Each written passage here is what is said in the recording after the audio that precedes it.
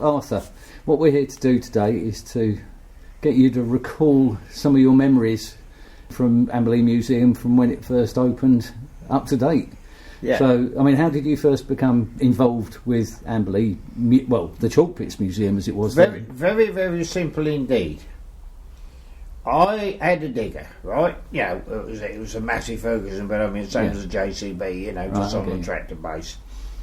And I used to do bits and pieces for the County Council. I could never touch highways, right? Because Frankie Neal had all that geared up, right? But I used to get work, I don't know if you're aware of it, but the County Council, after the 14-18 war, had set up a lot of these small holdings for ex-servicemen to give them a start. Some of them were at Barnum, Hill Lane at Barnum, some were at West Chiltern, but I never had a lot of dealing with the West Chiltern ones. And the chap who was in charge of that lot, he phoned me up one evening and said, I'm going to ask a great favour of you.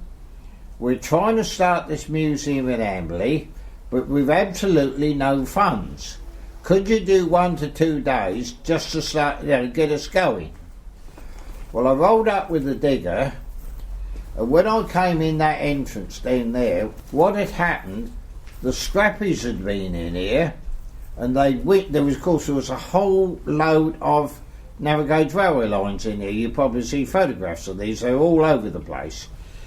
And the scrappies had been in and had winched all these out the ground, smashed the sleepers off, which were literally rubbish anyway. They'd all literally, all shot, And that was my first sort of introduction. I literally had to drop the bucket as I came into the gate to clear all these living sleepers out, the remains of the sleeper out the way to actually get in the museum.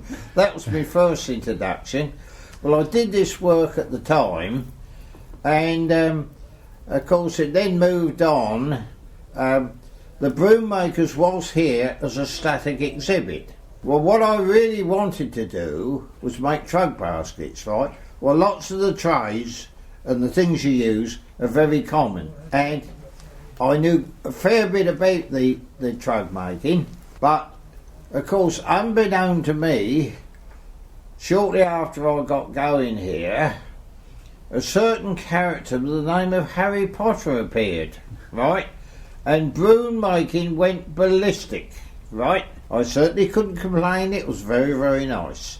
But there was one problem there, was I couldn't get back to doing my trug baskets, could I? And it was only probably 2 years back when Ken Woods, the stickman, was at Cranley Show, and on the next stand to him was a trug maker.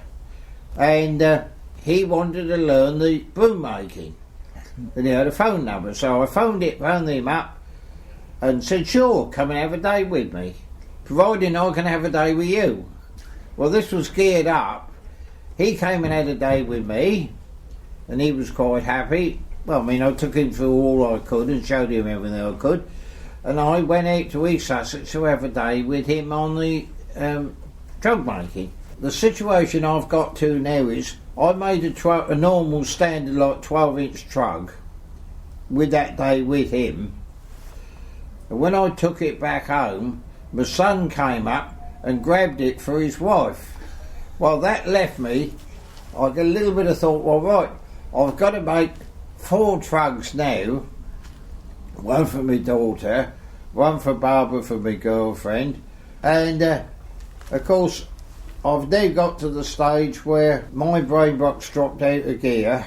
I was having problems doing some of the jobs, maybe because my hands got trembly and I couldn't do the good poker work. But there's another chap who, I belong to the wood turners here, and there was another lad who's darn good at that, so I got him to do the poker work for me. I done all the colouring in and everything else and made a good job of that.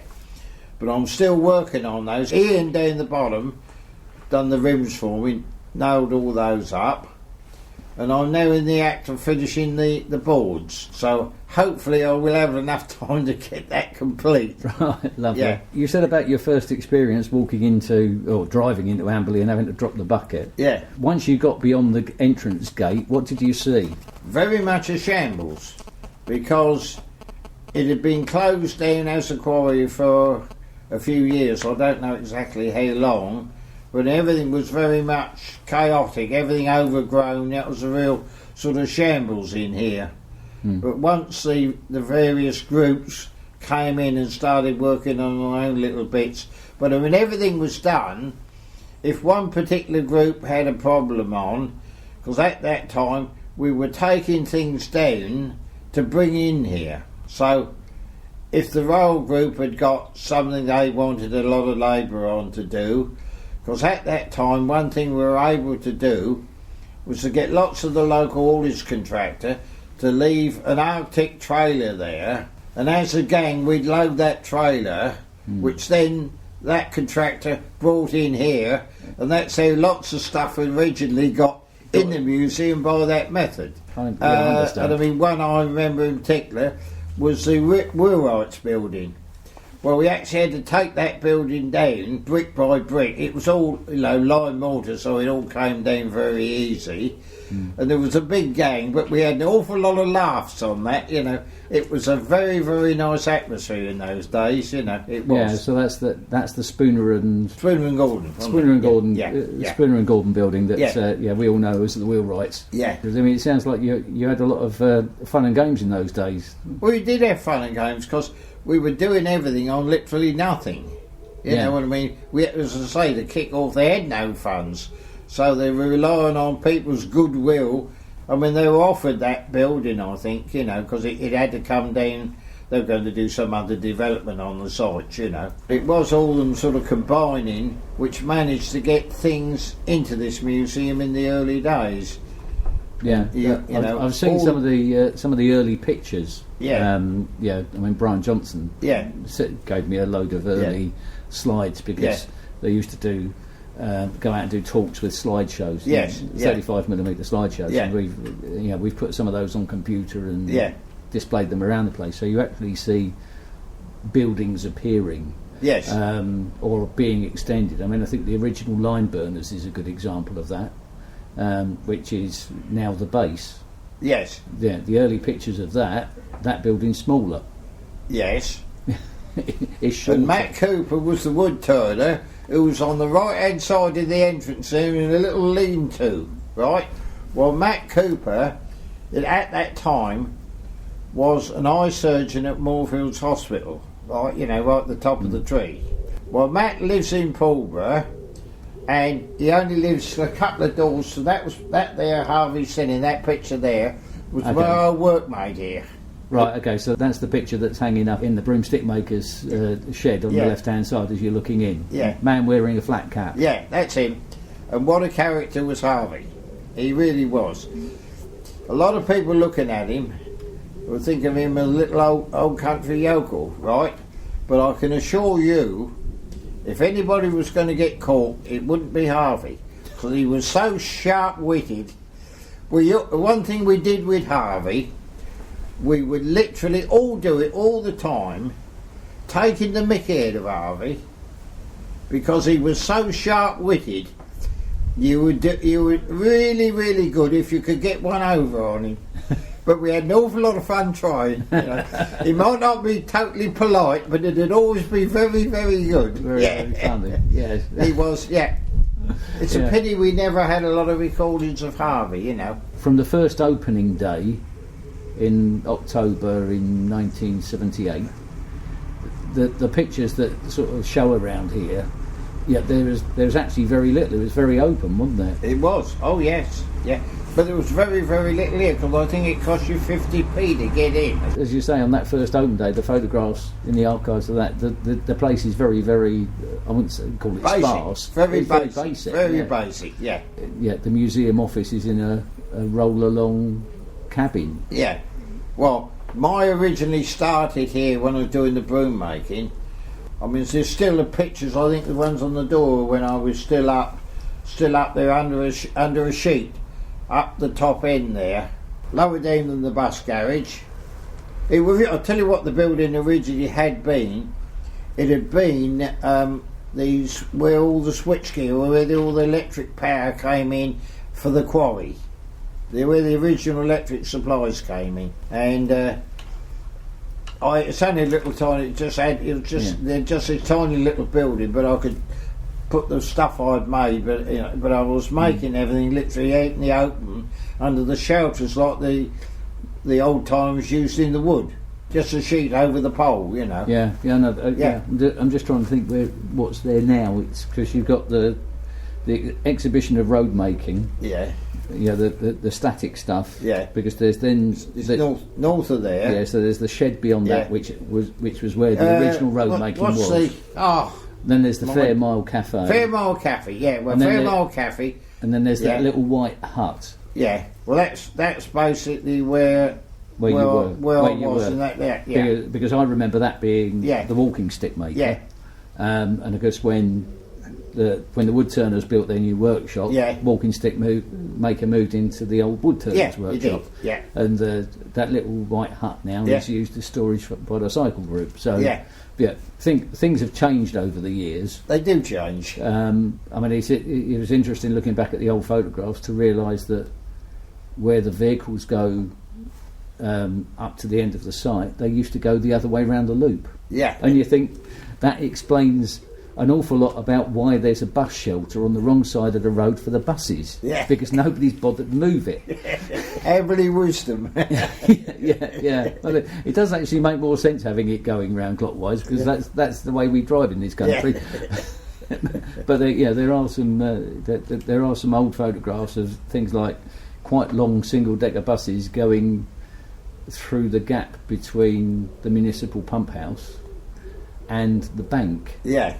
To twist round the back of there where BT Connected Earth is now built. So it's interesting, as I say, to see how the thing developed.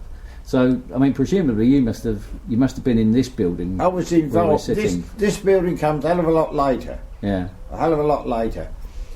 Basically, this one came about when the Royal Group were offered some buildings from Hand Cross. They were offered the built, it's the ones that they turned into the exhibition sheds by the station there. The first one. Is that Betchworth? Yeah. Yeah, it's the Betchworth. Yeah, Betchworth Hall. Yeah. And at the time, once again, it was a group. Everybody joined in, bus group, everybody. So there was a whole scramble to get this lot. Because we only had a limited time. Because it was where they were doing sort of literally the top end of the M23, all that lot, you see, sorting that lot out. And it's very, very hard ground there, and of course, basically the shed that they've got was in the way of the tractors and scrapers and that they wanted, or dumpers, to move the stuff on the job. So we only had a very short time to get that place done. And we were using this shed, which had been the maintenance man's shed, and that's how it sort of basically came about, because we were using this shed to put all the ladders and scaffolding and everything else in while we were doing it. Well, when you made inquiries, this place didn't matter. All they were going to do was put a digger into it and set fire to it. Well, of course, I hadn't got a shed here, so it was the ideal one for me. So, old Frank Glue, and it all sort of worked quite well. We got the main building then, and then Frank and myself literally, because this shed originally, all the uprights had been concreted into the ground. And it had just a rough, floor. So we literally had to take all the boards off, board at a time, to get it down. But it took us, probably a couple of weeks sort of thing on odd days to get it down. Yeah. A lot longer to take it down carefully than to knock it down with a digger. Yeah. And when we got it down, it ended up down in what is now the wood yard, under a sheet. and it stayed there for a long, long time, while Amberley sort of made its mind up where it was going to go. Well, eventually it was decided it would go here. Well, at the time we had a small narrow gauge railway off that main line right down into the woodyard. Yeah. And the railway boys said, because of course it was too much soil here, we needed to get the level down. Yeah. Well, of course, the old 10RB still sits in the museum up the top end. We haven't, we had the wrong equipment on for what we were doing. The season came to an end, and the 10RB stood over the other side, literally where the bus stay, on the concrete there. Well, I came in the following Monday, started the 10RB up, and of course I had to work all my way back through. They had no dumpers or anything here at all at the time. Yeah. To work it, to get it on the railway tracks, because the railway boys said they could tip it up the top end. Well, I got halfway along here, and I hit what at that time I thought was the power cable. But of course I thought, well, I don't got to leave this, I'll get somebody to check it out. So I come back a week later, and nobody had checked anything out. So I thought, well, I wonder if there's nothing. Well, if you know what no one was saying, when it's above grade, it was only just above the level we wanted, and I wonder if there's enough slack that I can get it down underneath. Well, of course, when I run in my shovel along it, I suddenly hit a pipe socket and some threads. Well, I then suddenly realised what it was. It wasn't a power cable at all. During the war years, where they hadn't got the zinc, they then came up with the idea of using straight iron pipes and wrapping on the outside with bitumen and that. And this was, what I was seeing was the bitumen, So I cut a little hole in it with axle to prove whether it was live. Well, it was live, but we hunted around, and eventually we found a stopcock down by the gate, which we turned that off and the flow stopped. So we knew we'd found it. So what you found was a water pipe? What we found was a water pipe, which originally possibly had gone down to the hydrator, which is right down in the woodyard. So we got that, sorted out. And we cut the pipe off, and, we done the diversion anyway. It was a plastic pipe to get over it, Yeah. So that's got us a water supply here. Well, we did have fun and games doing everything, you had to admit, If it goes bang, it's live. Yeah. I can see you obviously had a lot of fun discovering what was going on around the well, of course, I was on hire to the museum as and when they wanted me. I wasn't here full time, just coming in and do a job and disappear again and drop back into another one for when they wanted it, Yeah. So did you have to do much work when they were setting up the White Pit with the tan yard building? The big one up on the White Pit, which is now the road making exhibition. No, that was the contractor from Crawley. He was one of the main trustees here. There was a lot of building done. Yeah, but around this place, all around about. they time. were big building contractors at Crawley, and I think he was very good to the museum in the help he gave them. One of the interesting ones here, when they did that View to Kill film here, I was officially on hire to the film company. I was going to ask you about that. In case I was wanted, right? Right. Well, initially what I had to do, we had a very accurate plan on a piece of paper, which we had to dig this hole to. It wasn't a case of just bludgeoning it out. It had to be cut to true. This was where they blew the train up to get the explosives all right. Yeah. Well, we dug all this, and then we immediately backfilled it till they actually came to do the film. Because the museum carried on as normal till it was done a few weeks before the film people came. Well, it was some of the easiest money I think I ever earned because I roll up for work, armed complete with my thermos flask and sandwiches, and I come in the gate and there's a whole load of tables there Yeah. And the man said, "Help yourself to tea and cakes," and you know. Yeah, when you got a budget of a James Bond film, it makes a bit of a few gallons of tea and a few dozen lemon drizzle cakes. It goes quite well. Yeah.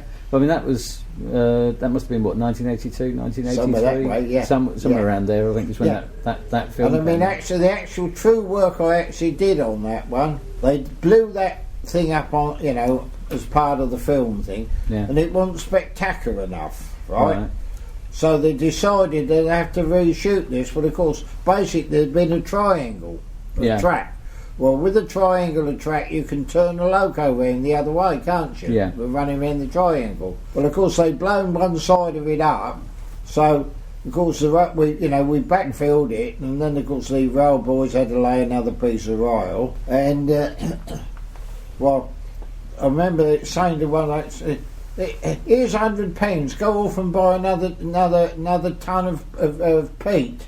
Yeah. Right. This is the backfill. This made the explosive, you see. Yeah. And the second time, they used flash canisters on the first one. Yeah. On the second one, they'd added lots of plastic bags filled with petrol. Which of course made the spectacular explosion used in the film. Yeah. But of course, my sole work there, literally, was with the digger. Was to put a sling on the loco, pick it up and spin it on the slings and drop it back on the track. Because the loco was facing. And I literally ended up with about a fortnight's hire. But I was here if I was wanted, but that's all they wanted. And as you say, the easiest money you ever made. It was,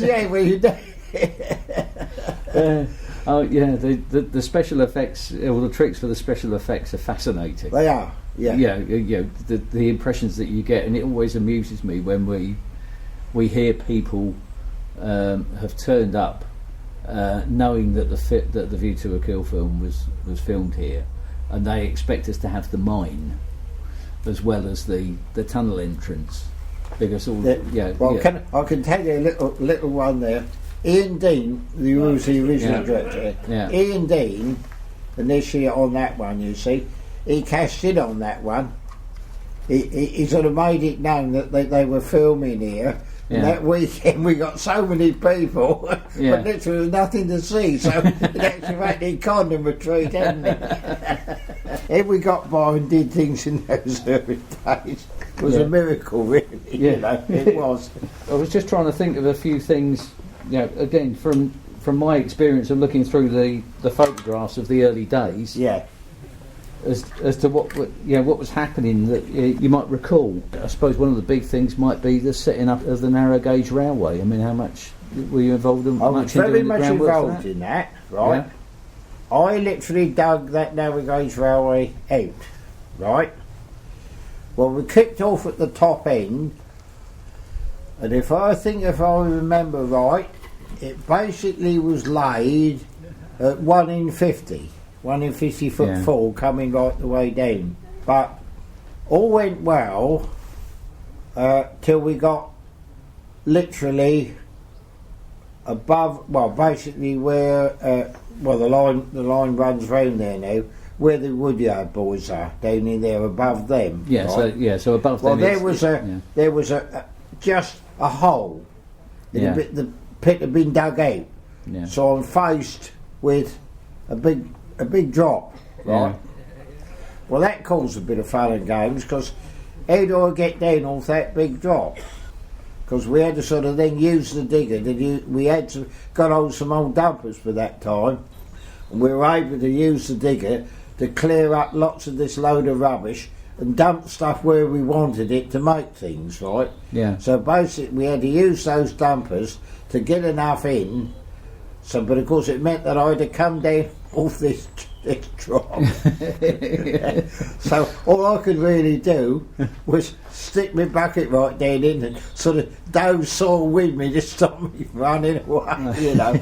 But we made it, you know. Yeah, absolutely. It was all part of the fun and games in those days. Yeah, so that must have been quite an experience. It was interesting doing it, you know. And I mean, I was, literally sort of, I dug that narrow gauge line out sort of thing, start to finish. Yeah, because I mean the quarry must have been dug right the way to the back of the site, or what is now the back of the site. Yeah, oh yes, yeah. I mean, I think there's, in one of the very old photographs, which is probably late Victorian, early Edwardian, it looks like the men with their barrows are just starting to dig in front of the house that's now 200 foot up at the top of the quarry. Yeah. So it's fascinating to see just how much the landscape would have changed over a couple of hundred years, and of course with the DeWitt kilns being built at that far end of the site, that probably accelerated the extraction at that end of the site. Yeah, it did. So yes, I mean that's all. That's all quite interesting there. Just trying to think what else would have been coming in here on the fairly early signs. I mean things like the. You are aware that there was a standard gauge railway line went right down through here, right down to that woodyard. Yeah. It was actually. Well, I think didn't it go all the way down to the DeWitt kilns, because that's. No, not the DeWitt kilns. They did. No, not a standard gauge. All right. Okay. That standard gauge line came down in here, and the hydrator was basically where the wood turning lads, because there was actually a loading dock and everything there. All right. Okay. Where you could as you know yourself, they burnt the chalk, and then they put it through the hydrator, and then of course it was bagged and then put straight into the railway tracks to go right out onto the main line, because that's how you end up with the Peppers wagons there, don't you? Yeah. Pictures of those. Yeah, there are pictures of what is now our car park as a marshalling yard. Yeah. Full of all the bits and bobs and of of course it was it was a proper working goods yard. Yeah. I mean, also in there they had some railway trucks, railway carriages, and sort of holiday home things. So you used to let out in the summer months. Have you come across that one at all? I've seen a very short clip of video of young people getting in and out of them in the 1940s, 1950s. Yeah. I think they were called Ramblers trucks, but you're right. They were somewhere there, Yeah, they were basically. There was about 2 or 3 of them. They were parked actually in the goods yard. Yeah, they were essentially decommissioned railway carriages. They were probably the ones that had individual compartments. Yeah. Without a corridor, so you literally had to. Yeah, take the seats out, take the luggage racks out, and you stick a couple of bunks in there, and hey presto, it's dry from. It's a mobile home, for holiday in the country. Come and have come rambling through the South Downs, along the South Downs Way. There's a railway carriage. South Downs Way didn't exist, did it? No. No, it doesn't. South Downs Way didn't exist, but there are ancient walkways around. Oh, they existed, but the actual South Downs Way came a lot later, didn't it, with all the legislation? Well, yeah, absolutely. But I mean, it's interesting because the South Downs, from where we're sitting now, the South Downs Way is a little way away from the museum. But the ancient route down from Whiteways it literally comes across almost through the museum. Yes. So it's fascinating stuff to look at. So you're involved in digging out the railway. What else would have been a major development in this place in the early days? Well, another one was digging out where the bus garage is. Yeah. Right. Yeah. Well, on that one, the Bedford lorry that's here now. Who's that? Newman's. Yeah, Newman's. Newman's, right. Well, Newman's gave the museum an old truck, one that they were scrapping. It was a runner, but we used a lot of that to dig out where the bus garage was, because that I think immediately followed on after the View to Kill film, where I started digging that out, and we dumped a lot of that up in the White Pit, right, to get rid of it at the time. Right. Yeah. In those early days, everything was sort of literally built-in museum, if you know what I mean. Yeah. Was built sort of like with me with the digger doing my side of it, and other museum workers doing the other work. Yeah, I know what you mean. Yeah. A little bit like how the wood turner's workshop was put together. Yes. Yeah. Because I mean that was done with a lot of volunteer labour. Oh, it was. Yeah. Yes. Yeah. I mean, what do you remember about some of the personalities? I mean, you've mentioned a few names. Well, some of the personalities that you remember. You mentioned Ian Dean. Yeah. There was Howard. Yeah. Well, Howard sort of followed on. Yeah. Yeah. So they were the basis of the museum. Yeah. They really were. You know. I mean, Ian Dean was a terrific organiser. And one thing with Ian Dean, you would go in to see him at least once, if not twice a day, on a bike, riding up the site and riding back again. Yeah. Now, if Ian saw something he didn't think right, yeah, he would come straight to you and say, "Can you get so and so cleared up, or do so and so?" You know, to keep, and that's how he literally ran the museum, by getting on his bike and running up and down, because he didn't miss a thing, did he? So what about this woodyard then? What do you remember about setting up this woodyard? Well, the woodyard is a fairly modern development, really, as it is now. Yeah. Because for many years, that woodyard was like our maintenance area. Okay. Right?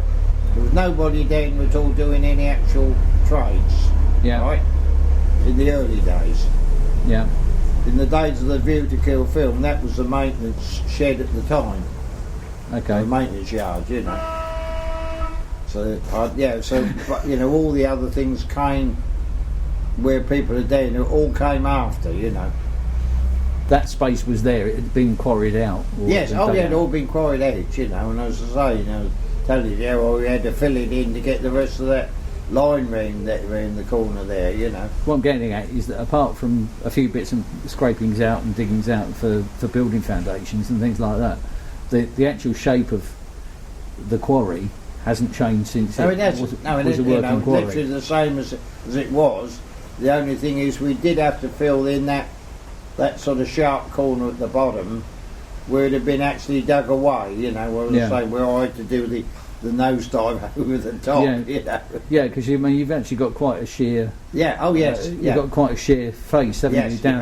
Down past, when you go down past the Wick Kiln at the bottom, you're going to look up and you think, well, the train appears to be hanging in midair. But that was something that you filled in. No, that was just a bit down in the woodyard. Oh, right, okay, it was just a bit down. I'd done a bit of landscaping around the top area, you know, we dug it to get their tracks in and that sort of thing. Yeah. But that area is very, very hard dig, which is down on real deep chalk there, you know, which is hard. Yeah, very difficult to get into. Where do you get your materials for your broom making from? Well, basically, the silver birch has come off the National Trust at Slindon. Oh, right, okay. That's where I get the material. Now, my sticks, that character there was responsible there. See, all Harvey's family worked in the woods doing the chestnut paling fencing. His father, his uncle, his grandfather, right? Yeah. And there's two nippers. They worked Saturday mornings, and us two kids, because Harvey was 2 years older than me, we would go up the woods, and of course they'd have us on burning up, which of course as kids we were loving. But then it moved on, we learned other things, didn't we? And that's what really got me interested in doing the country craft things, you know. Interesting stuff. Yeah. Well, anyway, you take care of yourself. Well, I keep trying all the time, you know. And we'll keep a lookout for you. Yeah, well, we've had lots of people walking by while we've been sitting here today, wishing you well and waving at you. Yeah. No, but it's all part of it, isn't it? You know, I mean, it's a great shame I'm not my normal active stuff, you know, because the place is bloody untidy and it shouldn't be, but... It's one of those I can't do a lot of it at the moment. Celevi, well, I know that some of the other volunteers will be trotting along and helping you out with the tidying up. Yeah. Well, like I say, you take care of yourself. Thank you for your time today. No, you're welcome. I'm only too pleased to do it. If you think of anything else, come back to me. I will. Don't you worry. As I say, the old brain box I've been on, I'm forgetting people's names and times and dates. That, you know. What I should hold, but I'm not holding there. But I know I'm not alone on it. You know. No, absolutely. Like I said, you take care of yourself, Arthur. Right, mate. Cheers. Right, you're welcome.